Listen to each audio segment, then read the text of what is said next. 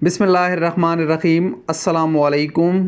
Comments और messages में ज़्यादातर लोग एक सवाल पूछते थे कि भाई सऊदी एम्बेसी पाकिस्तान में कब काम शुरू करेगी। तो उन लोगों के लिए एक खुशी की खबर है कि पाकिस्तान में मौजूद सऊदी कौंसलेट कराची ने अपने सर्विसेज बहाल करने का ऐलान कर दिया है। ये सर्विसेज 28 सितंबर से बदस्तूर जारी होंगे। इन सर्विसेज में जितने भी वीज़ा एप्लीकेशन है, चाहे विज़िट हो या रेजिडेंसी हो या बाकी वर्क वीज़े का हो, वो तमाम एप्लीकेशन वसूल की जाएगी। यहाँ पर आपको एक और ख़ुशी की खबर भी बताते चलें कि आज से चंद दिन कबल मैंने एक वीडियो बनाई थी कि सऊदी एम्बेसी की तरफ से, जो फ़िलिपाइन में सऊदी एम्बेसी है, उसने भी सर्विसेज 21 सितंबर से बहाल किए थे। उसमें उन लोगों ने एक बात कही थी कि जो फ़िलिपीन में वीज़ा सर्विस है तहसील VFS, उनको भी बहाल करने का बताया था। और उनको जितने भी लोग उनकी एग्जिटरी एंट्री वीज़ा एक्सपायर थी या इकामे का मसला था या बाकी वीज़े उनके पासपोर्ट पर स्टैंप हुए थे, तो उनको उस वीज़ा सर्विस से रिजू करने का बताया गया था।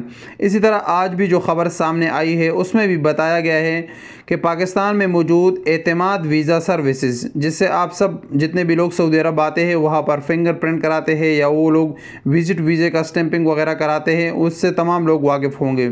एतमाद सेंटर को भी अपने सर्विसेज बहाल करने का बताया गया है। तो इसका मतलब ये है कि जिन लोगों के भी अब एग्जिटरी एंट्री एक्सपायर है या उनके वीज़े पासपोर्ट पर स्टैंप हो चुके हैं लेकिन वो एक्सपायर हो चुके हैं, चाहे वो विज़िट हो, वर्क हो या रेजिडेंस वीज़ा हो, तो वो तमाम लोग अब 28 सितंबर से एतमाद सेंटर के साथ राब्ता कर सकते हैं।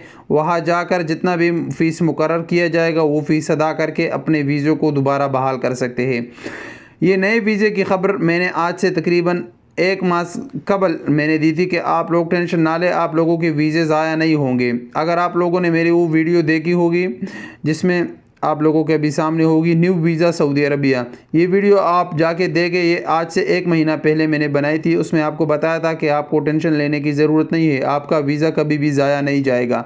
तो इंशाल्लाह 28 सितंबर से आप लोग एतमाद सेंटर से राब्ता करके वहाँ जितना भी फ़ीस मुकर्रर कर दिया जाएगा वो फ़ीस आप लोग अदा करोगे और आपका वीज़ा अपडेट कर दिया जाएगा। तब उसके बाद आप लोग सऊदी अरब आ सकते हो।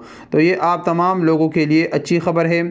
इस वीडियो के मुताल्लिक अपने राय का इजहार कमेंट्स बॉक्स में दीजिए। अस्सलामु अलैकुम वरहमतुल्लाहि वबरकातुहू।